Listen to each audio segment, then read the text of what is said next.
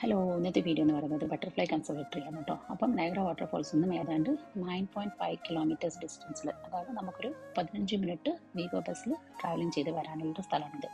നമുക്ക് അവിടെ പോയി കഴിഞ്ഞാൽ പാസ് എടുക്കുകയാണെങ്കിൽ, വീഗോ പാസ് എടുക്കുകയാണെങ്കിൽ എപ്പോഴും വേണമെങ്കിലും വീഗോ ബസ്സിന് അങ്ങോട്ടും ഇങ്ങോട്ടേക്കൊക്കെ പോകാൻ ഫ്രീ ആണ്. അപ്പം 1996 ബട്ടർഫ്ലൈ കൺസർവേറ്ററി കൺസ്ട്രക്ട് ചെയ്തിരിക്കുന്നത്. ഇത് നോർത്ത് അമേരിക്കയിലെ തന്നെ ഏറ്റവും വലുതും അതുപോലെ 2000-ഓളം ഫ്രീ ഫ്ലൈയിങ് ബട്ടർഫ്ലൈസ് ഉള്ള ഒരു സ്ഥലമാണിത്.